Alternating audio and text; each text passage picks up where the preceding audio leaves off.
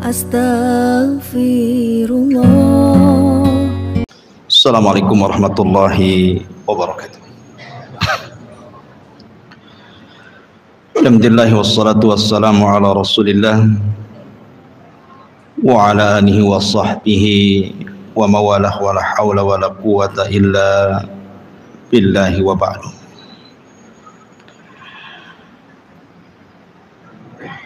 Ma'asyiral muslimin, jamaah sekalian yang dimuliakan Allah Subhanahu wa taala. Alhamdulillah, di malam ini kembali kita bisa duduk untuk bertalabul ilmi. Salawat dan salam kita hadiahkan kepada Rasul kita Nabi besar Muhammad sallallahu alaihi wasallam. Termasuk pada perkataan beliau rahimahullahu taala, qala al-Imam al-Barbahari rahimahullahu ta'ala, wa idha aradta al-istiqamata ala al-haqqi wa tariq ahli sunnati qablaka fahdharil kalama abal kalami wal jidala wal mira'a wal qiyasa wal munadharata fid dini fa inna istima'aka minhum wa illam taqbalhum yaqdahu syakku fil qalbi wa kafa bihi qabulan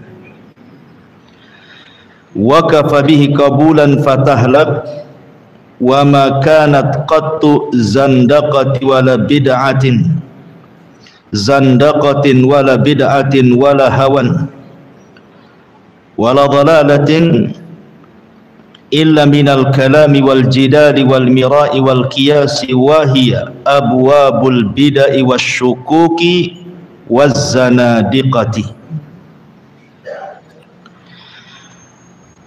Apabila Anda ingin istiqomah di atas kebenaran dan istiqomah di jalan ahli sunnah wal jamaah seperti orang-orang sebelummu, maka hindarilah al-kalam, ilmu kalam, dan juga orang-orang yang mereka mendalami ilmu kalam.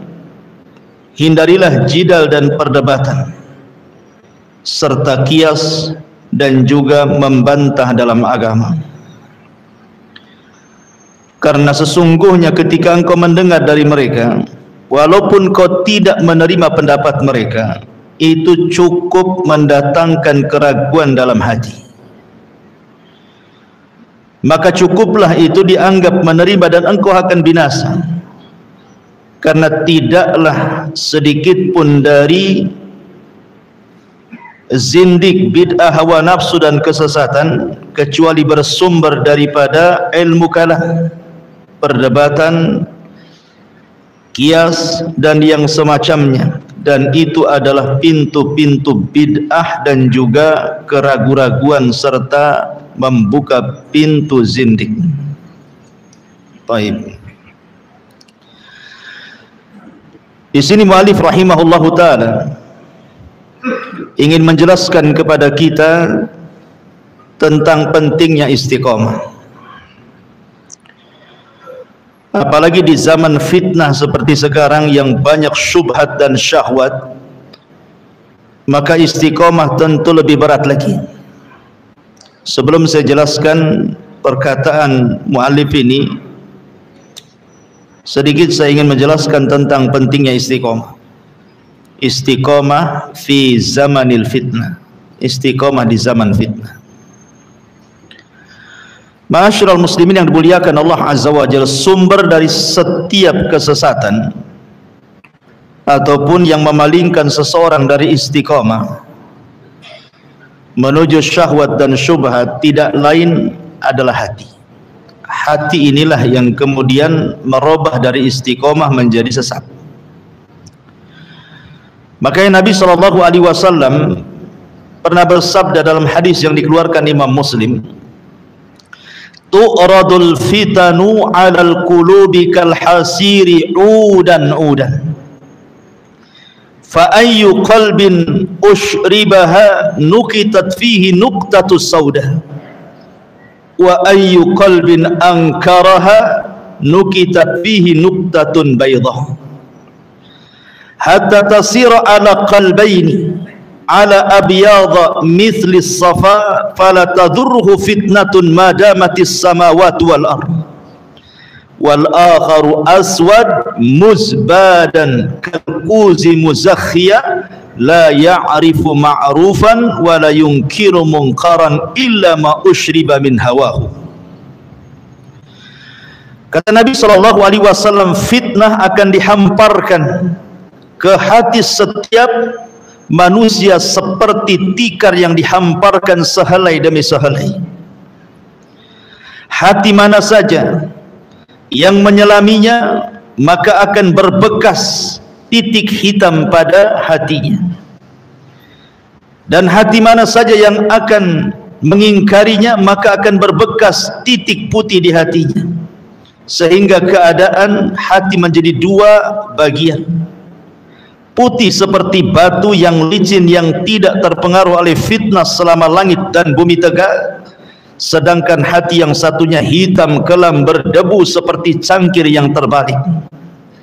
Akibatnya ia tidak mengenal yang ma'ruf dan tidak pula mengingkari yang mungkar selain yang diserap oleh hawa nafsunya. Hadis ini dikeluarkan Imam Muslim. Perhatikan,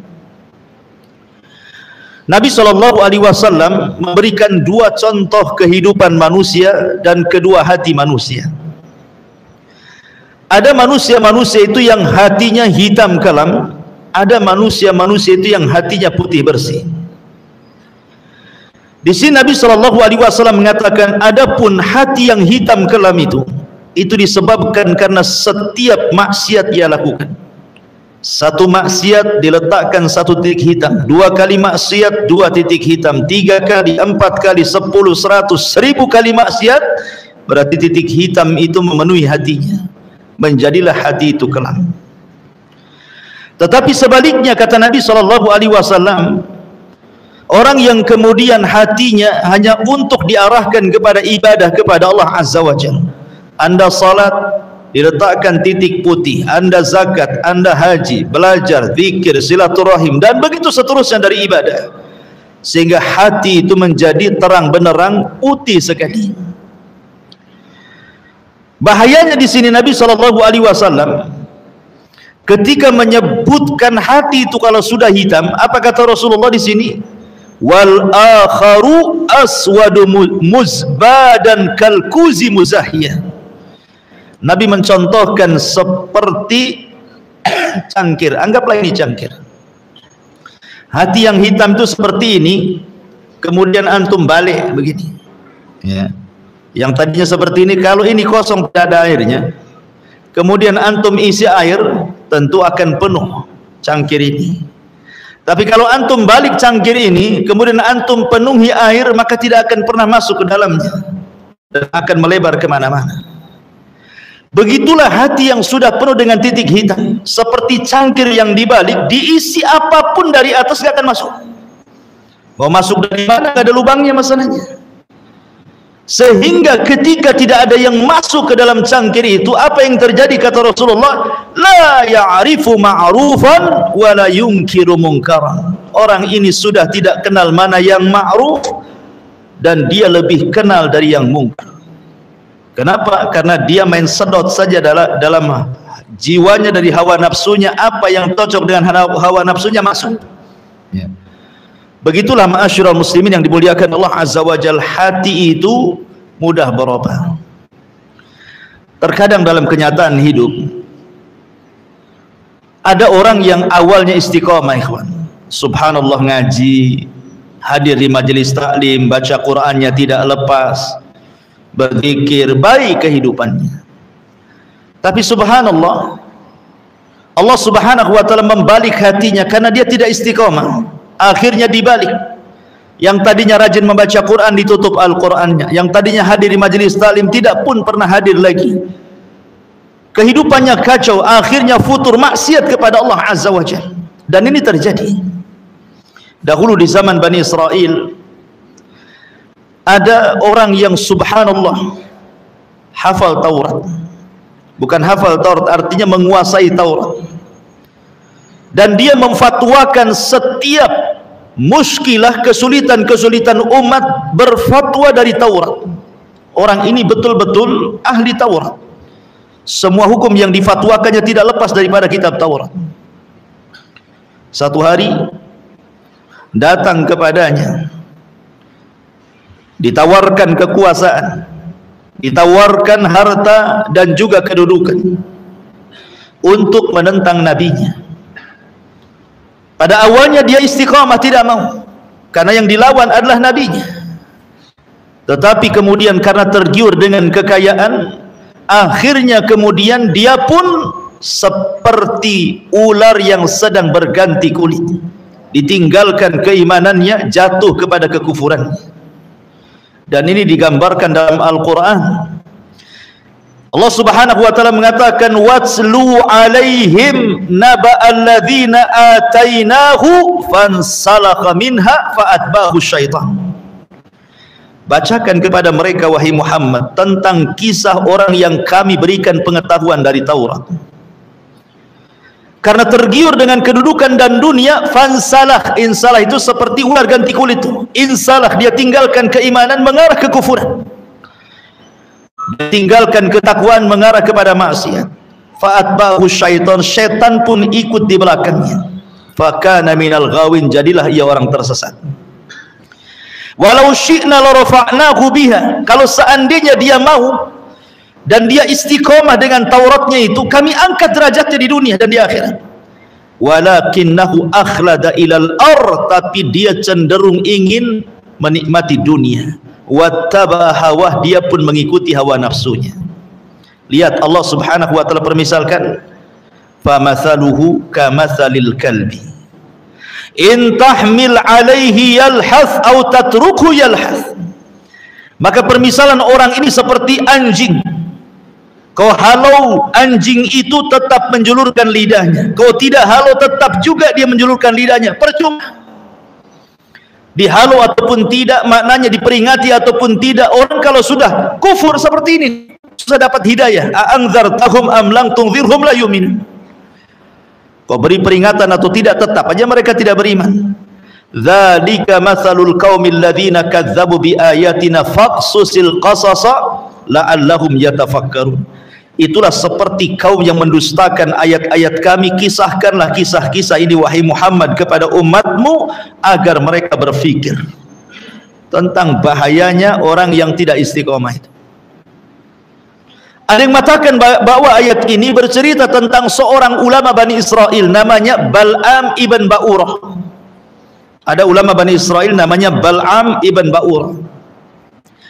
Ketika Nabi Musa alaihi salatu wassalam baru menyelamatkan Bani Israel dari Mesir menuju tanah perjanjian, kemudian sampai di Bukit Husban, bukit yang terbentang sekali itu. Sebelah Bukit Husban itu ada satu kota. Orang-orang di kota itu mendengar bahwa Musa datang membawa Bani Israel, disangkanya akan mengusir mereka, akan menjajah mereka dan menyerang mereka. Akhirnya kemudian para pejabatnya datang kepada Bal'am ibn Ba'urah yang merupakan ulamanya, ulama Bani Israel, minta kepada Bal'am solusi. Karena Bal'am ini dikuasakan kepadanya Ismul A'zam, nama-nama Allah yang agung, yang kalau berdoa dengan nama itu mustajab, langsung dikabulkan. Sama dalam Islam itu ada Asmaul Husna, di dalamnya ada Ismul A'zam. Ada yang mengatakan Ismul A'zam itu Allah, ada yang mengatakan Al-Hayyu Al-Qayyum, sebagaimana sebuah hadis yang mengatakan carilah Ismul A'zam di 3 ayat dalam 3 surat. Pertama surah Al-Baqarah, yang kedua Al-Imran, yang ketiga Toha. Kemudian ketika para ulama mencari-cari maksud hadis ini, yang dimaksud adalah Al-Hayyu Al-Qayyum. Ada juga yang mengatakan Ismul A'zam dalam Islam itu Al-Hayyu Al-Qayyum. Artinya kalau kita berdoa dengan mengatakan Ya Hayyu Ya Qayyum, maka setiap doa mustajab. Tapi ada juga yang lainnya, Yang jelas bahwa Aisyah Ummul Mukminin radhiyallahu anha mengatakan Ismul A'zam dalam Asmaul Husna seperti malam Lailatul Qadar di 10 akhir Ramadan. Kita tidak tahu apakah di tanggal 21, 23, 25, 27, 29, kan tidak tahu. Kata Rasul, cari saja di tanggal-tanggal itu. Maka Asmaul Husna juga sama. Mana Ismul A'zam yang satunya, carilah di 99 nama itu. Ma'asyiral muslimin yang dimuliakan Allah Azza wa Jalla, Bal'am ini mengetahui Ismul A'zam.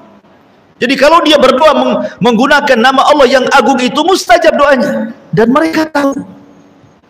Sehingga para pejabatnya datang kepada Bal'am dengan mengatakan, ya Bal'am, Musa dan pasukannya akan menjajah kami.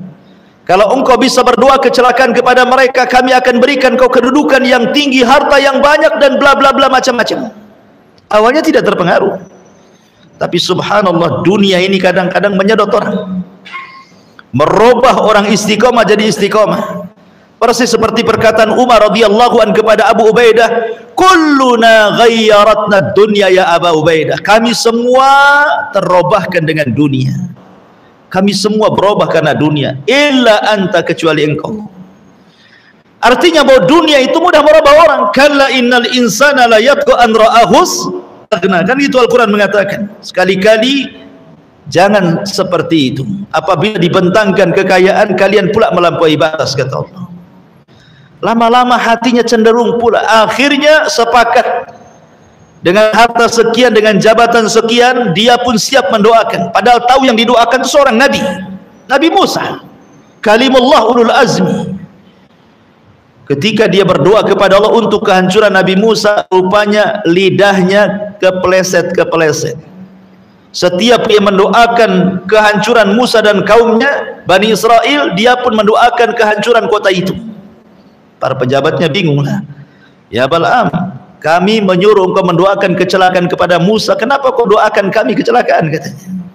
Kepleset-pleset lidahnya itu. Kata Bal'am, khasirat dunia wal akhirah, rugilah duniaku dan akhiratku, sudah enggak mustajab lagi doaku, katanya. Tapi aku punya cara, katanya. Apa caranya? Kirimkan wanita-wanita kalian, mereka kan sedang berkemah tuh, dan mereka berada di Bukit Khusban. Kirimlah wanita-wanita terbaik kalian, dandani dengan cantik, pura-pura jualan, suruh berzina salah seorang di antaranya dengan orang-orang pilihan Nabi Musa. Akhirnya mereka lakukan, subhanallah, menjadi sebuah kenyataan. Akhirnya ada pula orang pilihan Musa ini berzina dengan wanita itu. Ketika berzina dengan seorang wanita itu, turunlah azab. Turun azab kepada Bani Israel. Ya.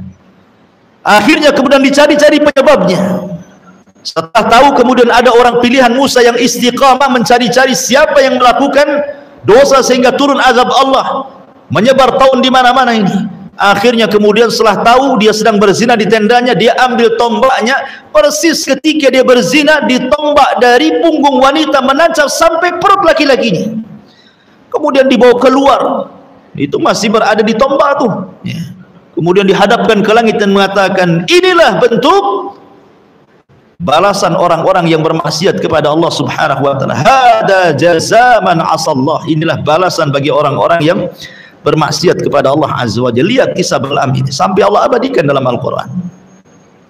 Bahkan ada seorang ulama namanya Abu Abdillah Al-Laghawi rahimahullah ta'ala, seorang ahadu min ulama salaf, ulama salaf, menceritakan itu terjadi di zamannya. Kata Abu Abdillah Al-Laghawi ini, jadi ada anak muda yang taat beribadah kepada Allah Subhanahu wa taala. Di zamannya anak muda taat ibadah, luar biasa taat. Subhanallah, kepincut pula dengan seorang wanita yang tinggal di biara di gereja. Wanita itu cantik, Nasrani. Entah kenapa laki yang taat beribadah kepada Allah Azza wa Jalla ini, orang soleh ini, jatuh cinta pula dengan seorang wanita biarawati yang ada di gereja itu. Karena kecantikannya, berjumpanya tidak lama, ngobrol begitu, kemudian jatuh cinta. Yang namanya biarawati kan tidak bisa menikah, ya, tidak boleh menikah di zaman itu. Akhirnya kemudian dia memaksa untuk menikahi wanita itu, tidak mau juga. Padahal wanita juga suka dengan laki-laki ini. Hampir-hampir dia mau keluar dari petugas gereja itu biar bisa menikah. Akhirnya karena tidak kunjung kecapean menikah dengan wanita biarawati itu, sakitlah anak muda ini. Lihat kan banyak kejadian kan, gara-gara putus cinta kan orang stres, anak muda itu.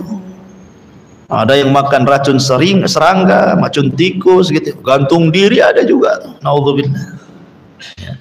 Nah, laki-laki ini demam dengan cintanya, mabok dengan cintanya. Akhirnya sampai kurus, kemudian sakit parah dan berakhir dengan sakaratul maut. Datanglah Abu Abdillah Al-Laghawi ini menasihati. Ya fulan, masya, ada apa engkau ini? Kemudian dia menceritakan, aku jatuh cinta dengan seorang wanita yang ada di gereja itu.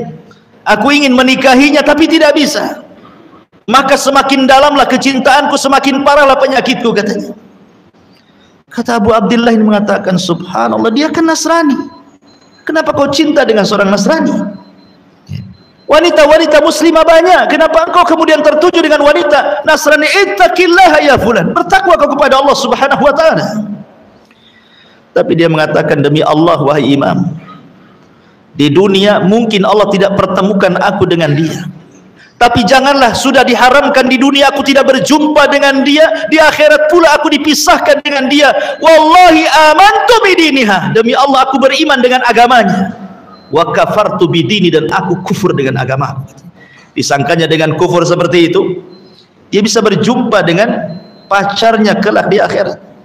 Akhirnya dia pun yasruh, kemudian meninggal dunia. Naudzubillah. Lihat ya. Kemudian setelah lama cerita ini, rupanya si wanita ini nasibnya sama juga, malang juga. Dia sakit memikirkan anak muda ini karena sama-sama sudah cinta. Dan dia tidak bisa keluar dari gereja itu. Akhirnya kemudian ketika sakaratul maut, Abu Abdillah Al-Laghawi ini datang menjumpai wanita itu. Kemudian wanita itu mengatakan, ya Abu Abdillah, mungkin kau sudah tahu perkaraku. Ya, aku tahu, kata Abu Abdillah. Maka wanita ini mengatakan, demi Allah, sesungguhnya aku cinta dengan dia. Wa amantu bidinihi wa kafartu bidini. Aku beriman dengan agamanya dan aku kufur dengan agamaku. Kemudian meninggal. Lihat ya. Yang satunya pindah agama, yang satunya pula pindah agama. Dua-duanya menganggap wanita ini mengatakan, sudah diharamkan aku tidak berjumpa dengan dia di dunia, janganlah diharamkan pula aku berjumpa dengan dia di akhirat. Makanya wanita ini juga mengatakan, aku beriman dengan agamanya, aku kufur dengan agamaku. Sama dengan laki-laki. Lihat, maksud hati sudah tidak pula berjumpa di dunia, rupanya tidak pernah pula berjumpa pula di akhirat. Satu masuk surga, satu masuk neraka. Makanya dulu saya pernah ceritakan, saya punya tetangga tuh di Batam Center, masih tinggal di Batam Center ya, seorang wanita murtad gara-gara menikah dengan seorang laki-laki Nasrani, orang kaya, gara-gara dunia, murtad ya. Sama istri nasihati waktu itu, tapi tak mau juga, malah justru rajin ke gereja pula dia, makin taat di Nasraninya, dan mengatakan, aku tidak pernah merasakan kenikmatan ketenangan hidup kecuali setelah masuk gereja. Karena dia nggak pernah belajar Islam. Iyalah, coba dia belajar Islam ke masjid, tenang dia. Begitulah syaitan, ikhwan. Sudah beberapa tahun ini suaminya selingkuh dengan seorang wanita muslimah. Akhirnya cekcok, cerai. Kemudian suaminya jadi mu'alaf karena untuk bisa menikah dengan selingkuhannya. Kemudian yang satunya masuk Islam, yang ini tetap pula Nasrani. Dunia dalam berita, ikhwan. Seperti itulah ya. Yang satu pula pindah agama, yang satu pula pindah agama. Begitu orang kalau sudah tidak istiqomah, ikhwan. Persis seperti kisahnya Abu Abdillah Al-Laghawi ini.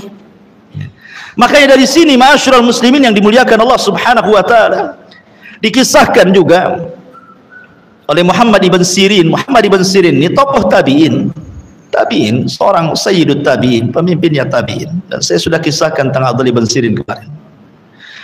Dia menceritakan tentang seorang pakar hadis, ulama panutan di zamannya, namanya Imran ibn Khittan, seorang ahli syair, ahli hadis, ahli tafsir, luar biasa. Imran ibn Khittan itu. Dia termasuk sadatut tabi'in loh padahal. Ulamanya tabi'in Imran ibn Khittan ini, ulama ahli sunnah.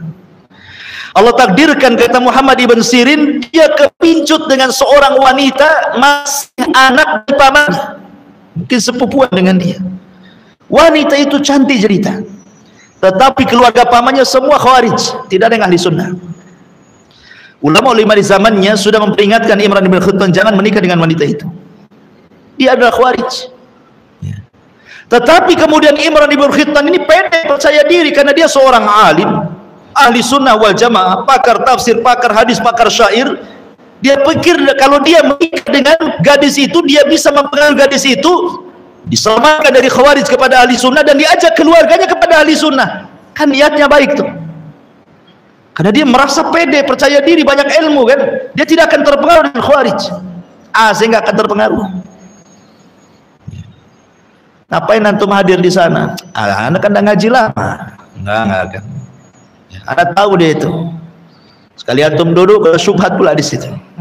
Itulah Imran ibn Khittan, menikahlah dengan gadis itu. Akhirnya lama-lama terpengaruh pula dengan khawarij. Dia pula menjadi sadatul khawarij, pemimpinnya khawarij, bahkan pakar syairnya khawarij, bahkan menentang ahli sunnah. Mati di atas khawarij, Imran ibn Khittan. Makanya sudah saya katakan bahwa jangan pernah merasa aman dari kesesatan. Umar ibn Khattab radhiyallahu anhu pernah membawa lembaran Taurat kan. Nabi SAW takut dengan agama Umar. Pada siapa Umar? Disabdakan Nabi SAW kebenaran ngalir dari lisan dan juga hatinya. Tetapi Nabi SAW ketika Umar membawa lembaran Taurat itu marah dan mengatakan, amutahawwikun anta ya ibnal Khattab. Kau sudah bingung wahai Umar. Taraktukum alal baydha, aku tinggalkan Islam itu di atas terang benderang, lailuha kanahariha, malamnya seperti siangnya, la yazigu anha illa halik, yang tidak ada berpaling kecuali hancur dia.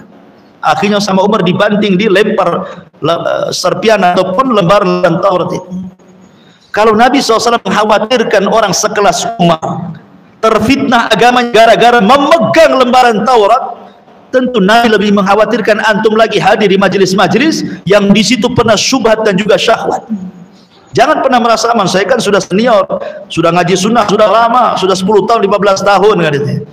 Itu ada seminar, saya pengen tahu lah katanya. Ya, pokoknya ada tokoh liberal didatangkan ke Batam, penasaran saja, pengen orang ini karena sudah terlampau viral, fatwanya macam-macam nyeleneh. Cobalah saya hadir di situ. Enggak akan saya terpengaruh.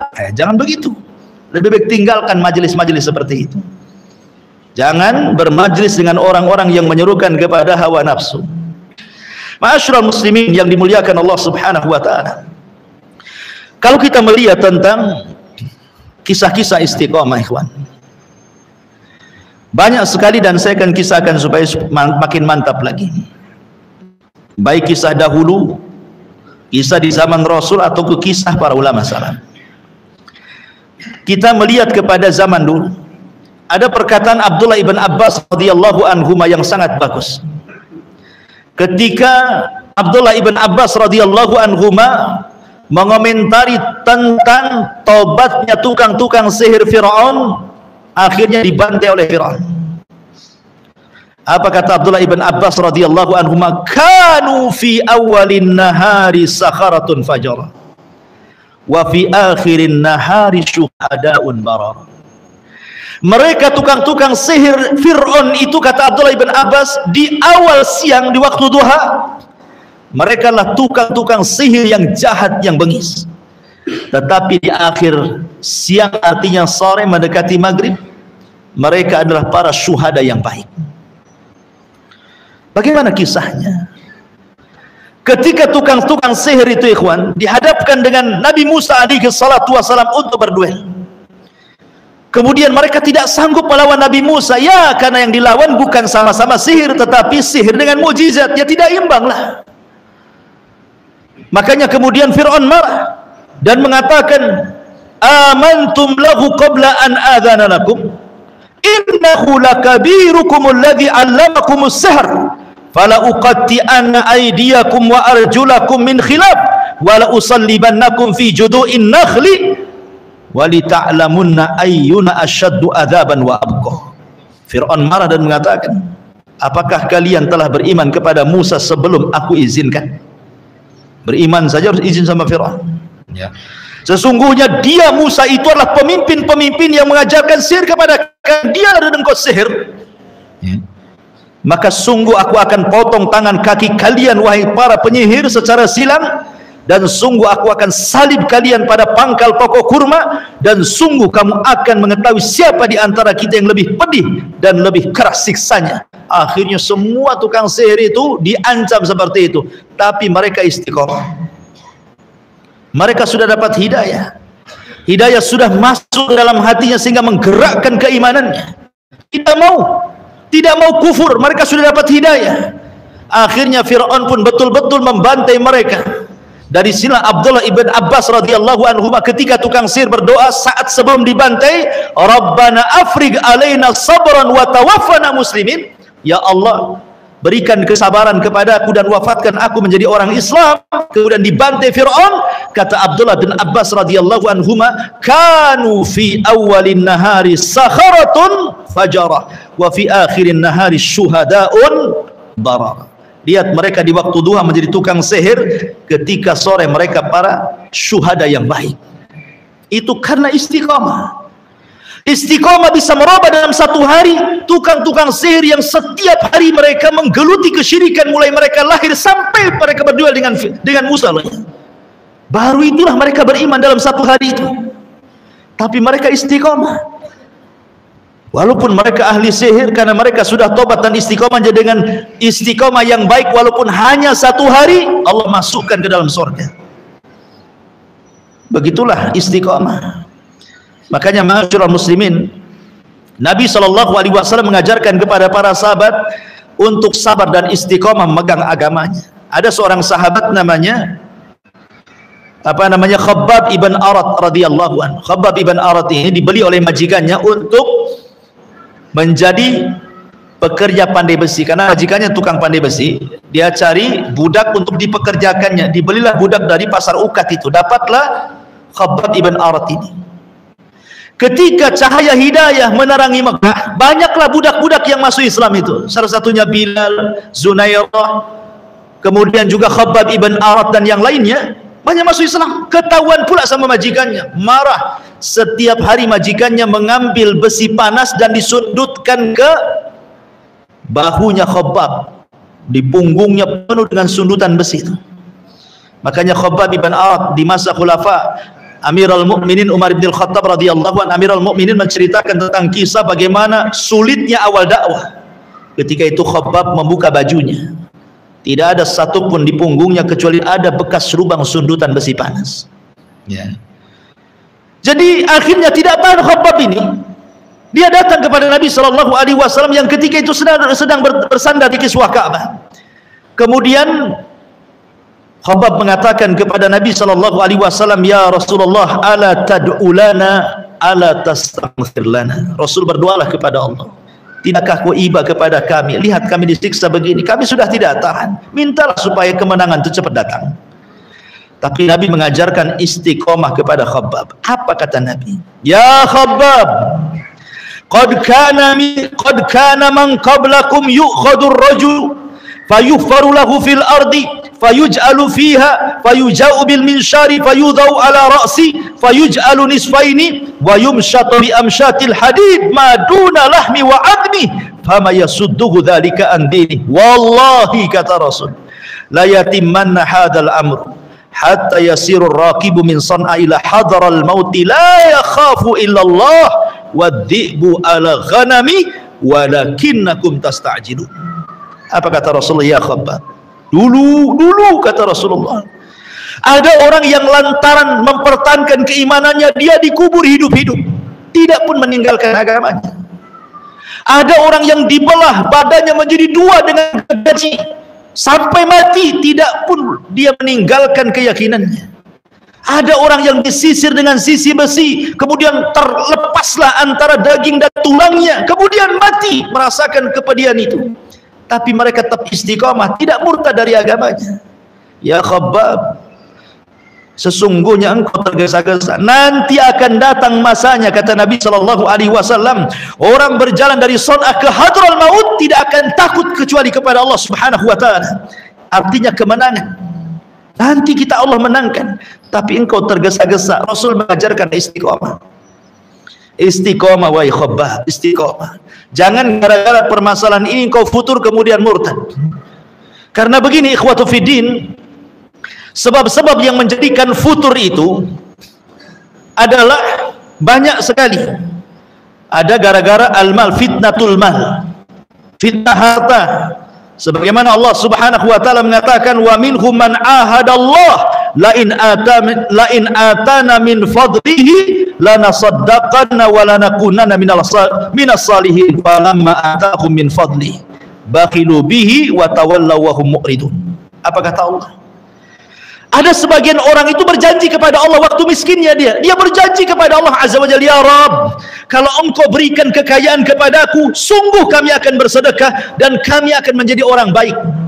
Falamma atahum, ketika betul-betul Allah berikan tuh kekayaan itu, apa yang terjadi? Bakhilu bi, mereka pun bakhil, wa tawallaw wa hum mu'ridun, mereka pun berpaling. Maka sering saya katakan ikhwatu fiddin, terkadang ada orang ketika miskin ingin kaya, dikiranya dia bisa mengkontrol kekayaannya, dia bisa menguasai dunia, tapi setelah kaya, dunia pula yang menguasai dia, dunia pula yang mengkontrol dia. Ya seperti itu ikhwan. Belum kaya mungkin begitu cita-citanya, nanti kalau sudah punya dunia, aku yang pegang dunia, terserah aku, mau aku infakkan ke sana, bangun ini, bangun itu, terserah saya. Tapi setelah betul-betul dikasih dunia, persis seperti Qarun, innama utituhu ala ilmin indi. Enak saja, ini kekayaan karena aku kerja keras, kecerdasanku. Kau datang pula minta zakat, siapa kamu? Nanti jadi Qarun tuh. Ya. Ini yang pertama. Yang kedua, terkadang fitnatul aulad, fitnah anak-anak. Betapa banyak anak-anak yang mendengar cakap anaknya, terpengaruh dengan anaknya. Ma'asyiral muslimin yang dimuliakan Allah Azza wa Jalla. Makanya ketika Abu Lahab dia bangga dengan anak-anak yang mengatakan, kalau yang dikatakan Muhammad itu benar, saya selana dzata lahab, aku akan dimasukkan ke neraka yang menyala-nyala. Aku punya anak banyak, kata Abu Lahab. Semua anakku sukses-sukses. Kalau aku masuk neraka, anakku jadi tebusannya. Maka Allah mengatakan, ma'agna anhu maluhu wa ma kasab. Ma'agna anhu maluhu wa ma kasab. Tidak manfaat hartanya si Abu Lahab dan juga kasab anak-anaknya, percuma. Ya. Makanya terkadang anak bisa jadi fitnah ikhwan kalau orang tidak sabar mendidiknya. Yang ketiga, fitnatul zulmi wa tughyan.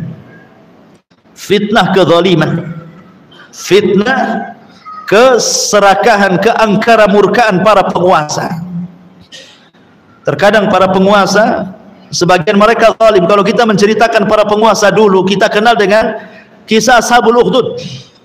Ya, rajanya Dzunwas, seorang zalim Yahudi, penguasa Yaman.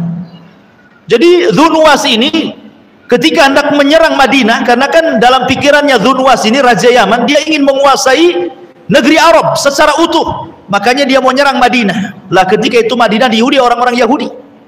Orang Yahudi cerdas. Ya. Dia mengatakan orang-orang Yahudi tidak apa-apa, kita diserang oleh Dzunwas tidak apa-apa, kita nyerah saja. Pura-pura nyerah, tetapi kita pengaruhi Dzunwas agamanya.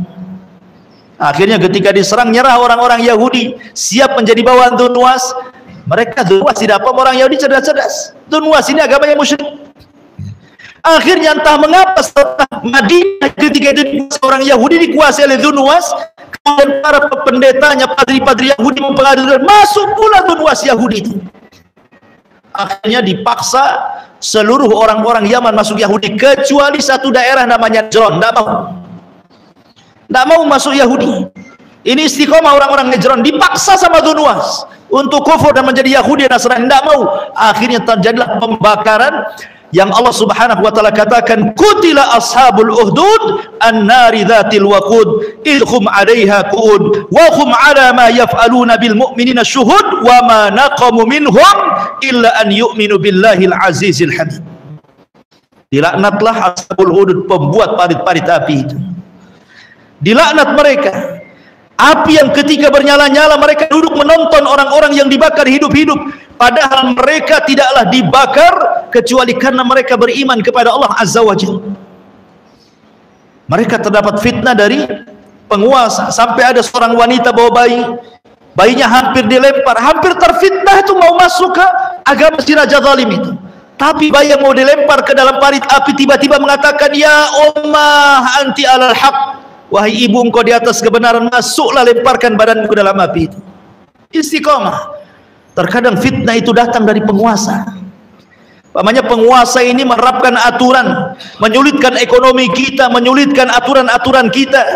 Sabar, istiqomah. Pasti Allah Subhanahu wa taala akan memberikan kemudahan setelah kesulitan. Inna ma'al usri yusran, inna ma'al usri yusran. Terkadang fitnah itu datang dari syubhat, dan ini yang paling bahaya. Fitnah itu datang dari syubhat, itu paling bahaya. Ini syubhatnya iblis supaya kita beralih agama, beralih akidah, beralih keyakinan, meninggalkan sunnah dan tauhid. Nah, ini paling bahaya. Dan itu sudah saya jelaskan tadi, bagaimana orang bisa beralih agama gara-gara dunia, baik di zaman dulu kisahnya Bal'am ibn Ba'ura, ataupun di zaman para tabi'in, ulamanya tabi'in lagi, Imran ibn Khittah. Makanya lihat, ada seorang wanita pendamping orang yang paling bejat satu dunia, Asiyah bintu Muzahim. Itu seorang wanita pendamping orang yang paling jahat di dunia. Siapa yang tidak kenal Fir'aun? Saking terkenalnya, tidak ada orang tua yang ngasih namanya anaknya Fir'aun itu. Nggak mau. Anaknya siapa? Fir'aun. Tahu Fir'aun itu jahat. Orang kafir pun tahu itu ceritanya. Karena termuat dalam Injil, Taurat, juga Zabur. Artinya bahwa orang ini paling jahat. Tapi lihat istrinya, subhanallah. Allah buat istrinya orang terbaik satu dunia, yang kata Nabi SAW, kamula minar rijali kathirun walam yakmul minan nisa'i illa arba'ah. Laki-laki sempurna banyak, tapi wanita sempurna sedikit kecuali 4. Asiyah bintu Muzahim, Maryam bintu Imran, Khadijah bintu Khuwailid, Fatimah bintu Muhammadin sallallahu alaihi wasallam, dan keutamaan Aisyah di antara semua wanita, kata Rasul, seperti makanan tharid yang paling enak di antara makanan-makanan biasa. Asiyah bintu Muzahim. Ketika Asiyah bintu Muzahim tahu, karena ketika itu tersingkap masuk Islamnya Masyitoh, tukang sisirnya putri Fir'aun, gara-gara jatuh sisirnya, ketika mengambil sisirnya dia pula mengucapkan bismillah. Kata anak putrinya Fir'aun, siapa Allah itu? Apakah yang dimaksud bapakku? Oh bukan, kata Masyitoh, Allah itu Tuhanku, Tuhanmu, dan Tuhan bapakmu. Marah dia, ya kan? Dilaporkan kepada Fir'aun, kemudian dihadapkan dengan kuali, dengan penggorengan, dengan minyak zait yang sangat banyak, kemudian disuruh murtad. Tidak mau murtad juga Masyitoh ini. Dia punya anak 5. Yang pertama dilempar yang paling besar. Anak ini tidak tahu menahu apa dosa ibunya, dilemparkan satu-satu, ya. Sampai yang terakhir bayinya itu direbut.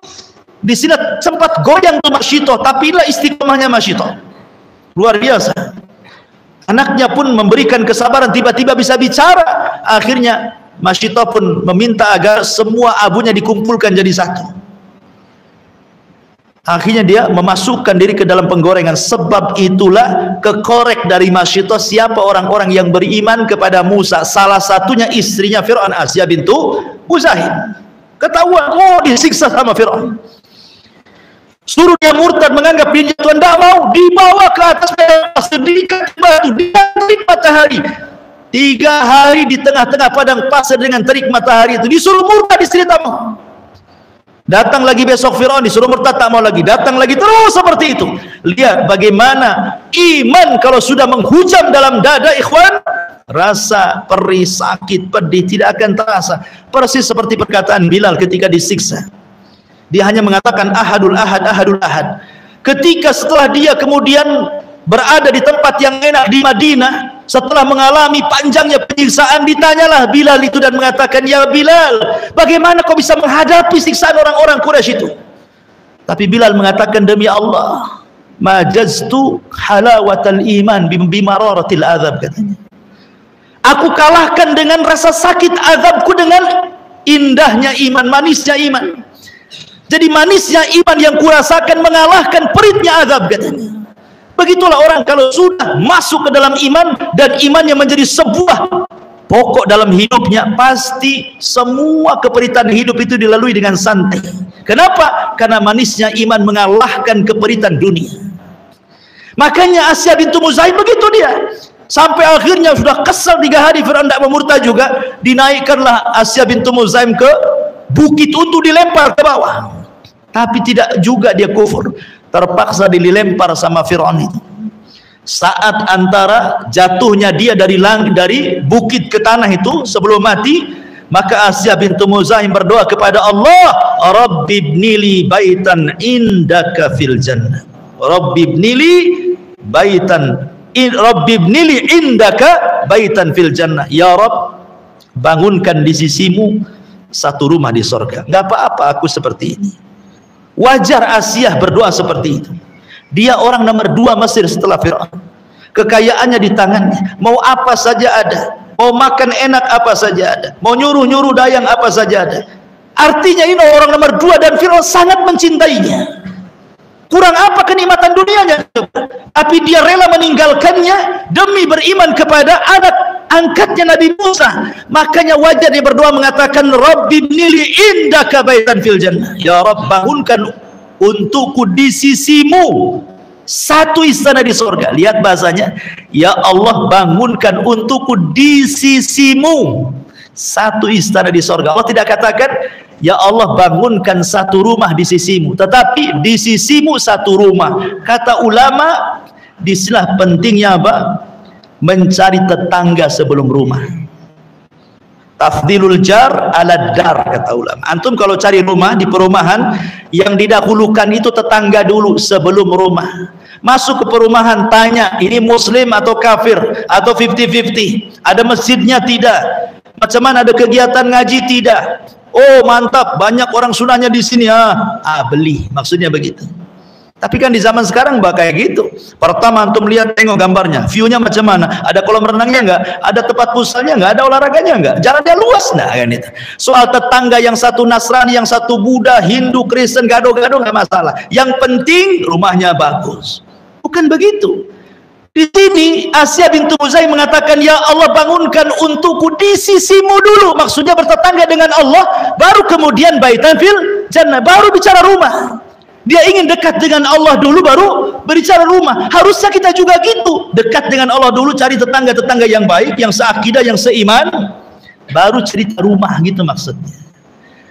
Akhirnya Asya pun jatuh dan mati syahidah. Allah mengatakan, wa daraballahu mathalan lilladzina amanu imra'ata fir'auna idh qalat rabbi ibni li indaka baitan fil jannah wa najjini min fir'auna wa amalihi wa najjini minal qaumidz zalimin. Allah buat permisalan bagi orang-orang yang beriman, istri orang yang disebut dengan Fir'aun, ketika berkata, ya Rabb, bangunkan untukmu di sisimu satu istana di sorga, dan selamatkan dari Fir'aun dan seluruh perbuatannya, dan juga selamatkan aku dari orang-orang yang menzalimiku. Isya. Iya. Ya sudah, azan dulu lah. Azan. Nanti kita lanjutkan sedikit.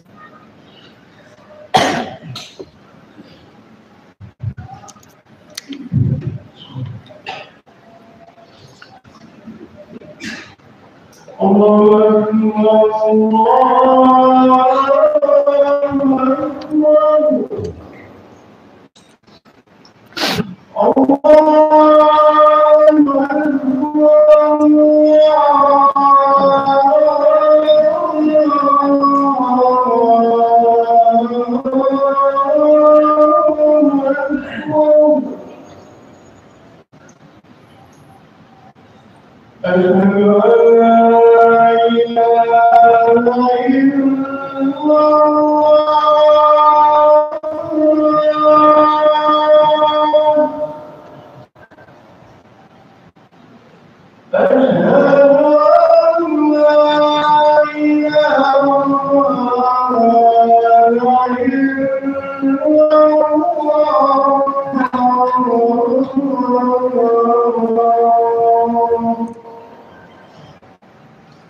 أشهد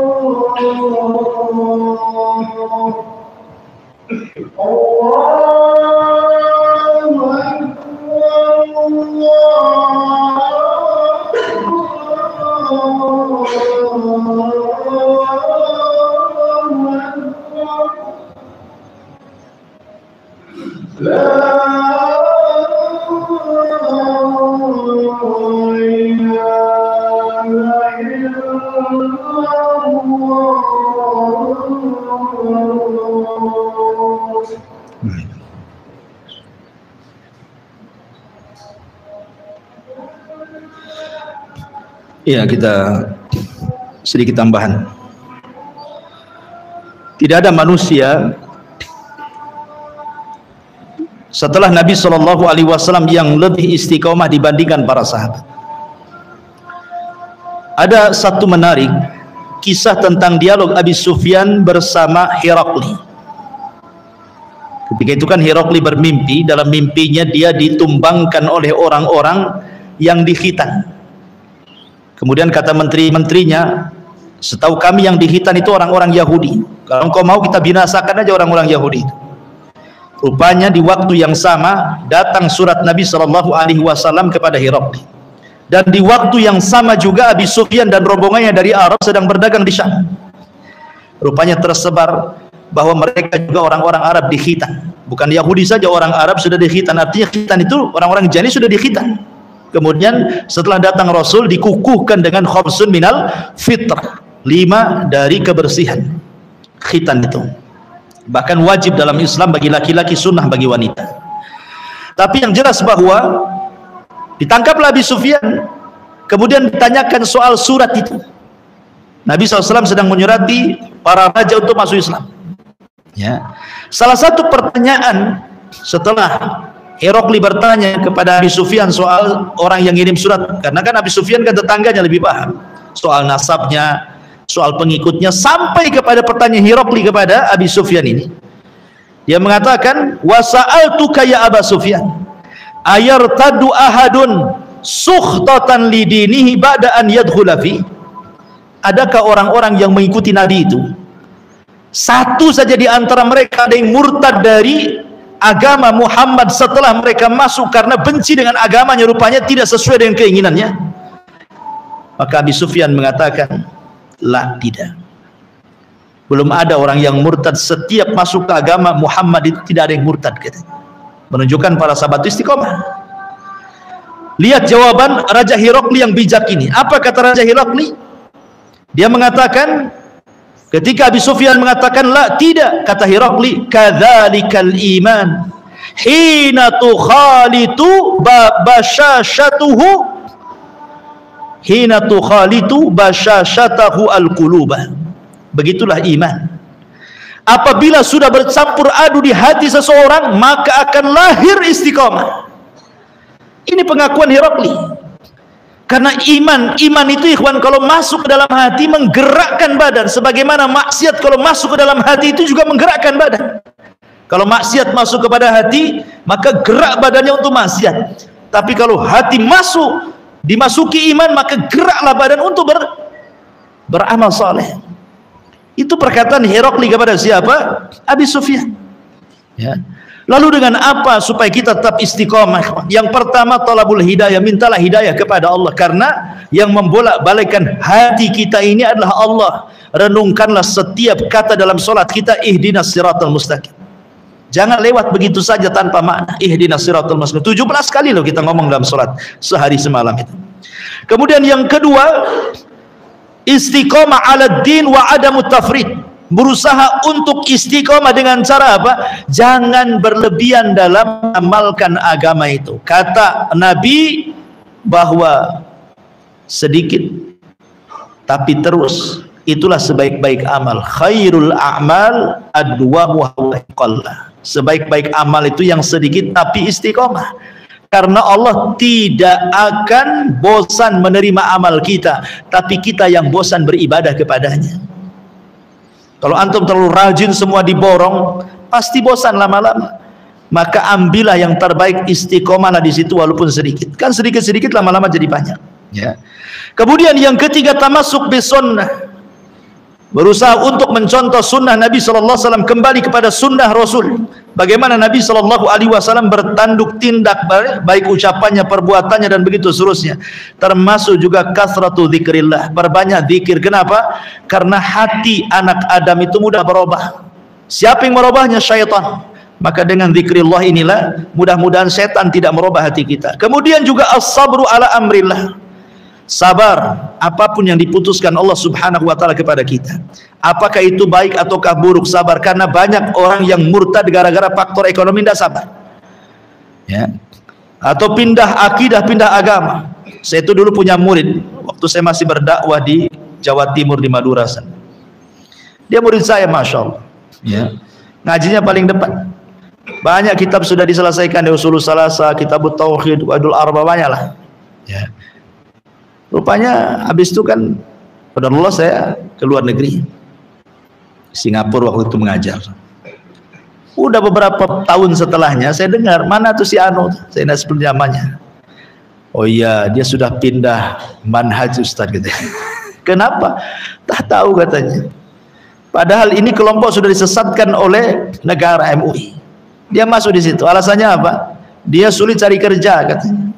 Akhirnya dia bekerja sama orang itu. Jadi lama-lama jadi ustadznya pula. La ilaha illallah. Jadi ustadznya pula di situ. Memang hati manusia itu kalau tidak sabar seperti itulah, gara-gara dunia bisa berubah. Ya. Kemudian juga muraqabatullah, senantiasa muraqabah, diawasi Allah Subhanahu wa taala, karena hanya dengan muraqabah kita akan dijaga Allah. Ihfadillaha yahfadka. Jaga Allah dengan muraqabah, maka Allah akan menjaga kita. Jangan lupa temannya orang-orang saleh. Makanya Imam Barbahari mengatakan gimana? Kalau antum terpengaruh dengan orang-orang filsafat, suka nonton di YouTube orang-orang filsafat, itu lama-lama antum akan kena syubhat tuh. Makanya cari teman-teman yang baik itu supaya jangan sampai kemudian lingkungan yang sudah baik jadi berubah. Karena syubhat itu paling cepat masuknya. Kemudian juga selain teman-teman yang baik juga lihat sirah-sirah para ulama dulu, sirah Nabi SAW dan para sahabatnya, ambil pelajaran dari mereka. Kemudian jangan tinggalkan Al-Quran, karena Al-Quran inilah yang menjadikan kita istiqomah. Dia kita Islam, masa ditinggalkan ya. Kemudian juga jangan lupa berdoa kepada Allah Subhanahu wa taala, ya muqallibal qulub tsabbit qalbi ala dinik. Wahai zat yang membolak-balikan hati, tetapkan hatiku di atas agamamu. Dan Al-Imam Al-Barbahari di sini ingin mengingatkan kepada kita tentang bahayanya orang kalau sudah berkawan dengan orang-orang yang tersesat dalam Islam. Terutama orang-orang yang bergelut dalam filsafat dan ilmu kalam. Sebenarnya di masa Rasul, di masa para khulafaur rasyidin tidak terkenal ilmu kalam, ilmu filsafat itu tidak ada. Adanya setelah Daulah Abbasiyah, itu pun dalam Daulah Umayyah belum ada. Adanya Daulah Abbasiyah. Disinilah kemudian banyak futuhat, negara-negara barat dimasukkan ke Islam. Akhirnya banyak kitab-kitab para ulama diterjemahkan ke bahasa barat, dan kitab-kitab barat diterjemahkan ke bahasa Arab. Akhirnya kemudian banyak pemikiran-pemikiran Plato, Yunan, masuklah di tengah-tengah kaum muslimin pada era Abbasiyah. Disinilah muncul kelompok yang namanya Mu'tazilah, Jahmiyah, Qadariyah, dan begitu seterusnya. Akhirnya kemudian mulailah tersimpangkan manusia dari akidah. Karena kalau kita bicara soal perkembangan tentang ilmu kalam, ahli kalam, filsafat itu dimulai dari Mu'tazilah, kemudian Jahmiyah, Khawarij, Zindik, kemudian Imamiyah, orang Syiah, Ibadiyah, dan begitu seterusnya. Dan pasti mereka bicara soal 4 perkara. Pertama bicara soal ketuhanan, yang kedua bicara soal ismatul anbiya, tentang kemaksuman para nabi. Kemudian yang ketiga bicara soal usuluddin, umuruddin, perkara-perkara agama, usul-usulnya, ataupun bicara tentang hari kiamat. Inilah yang diperdebatkan oleh orang-orang filsafat, sehingga banyak yang menyimpang dalam 4 bab ini. Makanya kenapa para ulama dalam kitab Syarhus Sunnah ini sangat memberikan wanti-wanti agar jangan sampai berkawan dengan orang-orang yang memiliki pemahaman seperti mereka. Kalau tidak, tersesat kita dengan mereka. Walaupun kita tidak ikut, minimalnya ragu-ragu hati kita ini. Akhirnya ketika ragu-ragu benar ke salah, setan masuk di situ. Masuklah syubhat dan syahwat. Wallahu a'lam bishawab. Subhanallah bihamdika asyhadu an la ilaha illa anta astaghfiruka wa atubu ilaik. Allahu ta'ala. Assalamualaikum warahmatullahi